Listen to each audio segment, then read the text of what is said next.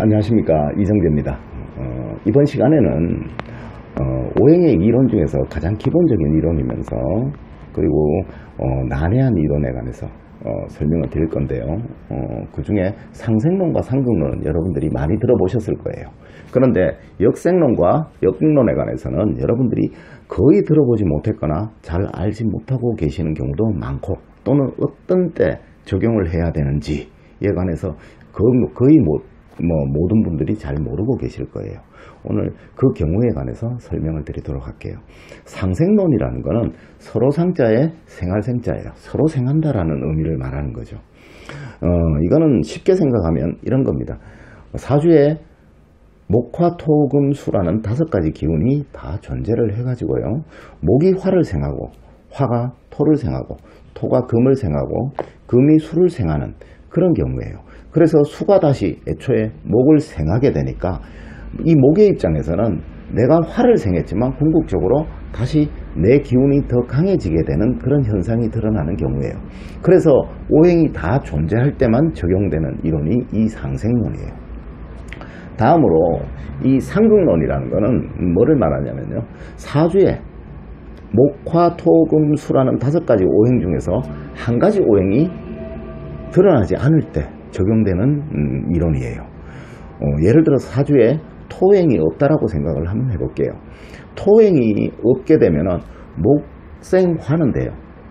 그런데 화생토가 되지 않죠. 그러다 보니까 화가 금을 죽이는 증상이 생기죠. 금을 죽여버리니까 금의 기운부터 없어지기 시작하게 되고요. 그러다 보니까 수의 기운도 약하게 되고, 또 목의 기운도 약해지게 되는 그런 형상이 생겨나게 되는 거예요. 이를 우리는 상극론이라고 하는데요. 상극이라는 것은 내가 생했지만 궁극적으로 나를 극하게 되는 형상, 이 형상을 상극이라고 얘기를 해요. 다음으로 역생론은요, 목이 화를 생해야 되는데 때에 따라서 화가 목을 생하는 경우가 사주에는 굉장히 많이 발생해요.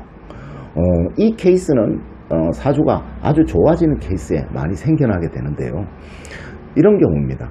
사주에 금의 기운이 굉장히 강해가지고 목의 기운이 살아나기 힘든 경우가 있어요. 금만 굉장히 강하고, 그래서 목의 기운이 아주 약한 그런 형상이었어요. 운이라든가 또는 후천적인 어떤 이름의 기운에 화의 기운이 강하게 등장을 하게 되면요, 금의 기운을 조절을 하게 돼요. 그래서 금의 기운이 조절이 되다 보니까 목의 기운이 살아나게 되는 그런 경우를 말해요. 그러니까 화가 금을 조절해서 궁극적으로 목을 살린 경우죠. 이런 경우를 목생화가 아니라 화생목의 경우다라고 해서 우리는 역생이라고 그래요. 이런 경우는 사주에 굉장히 많이 발생을 해요. 아주 좋은 경우죠. 다음으로 이 역극론에 관해서 말씀을 드리면요, 목이 화를 생해야 되는데 목의 기운이 너무 강하다 보니까 화의 기운이 오히려 그 기운을 감당 못하고 죽어버리는 경우가 생겨요. 여러분들 왜 이런 경우 있죠?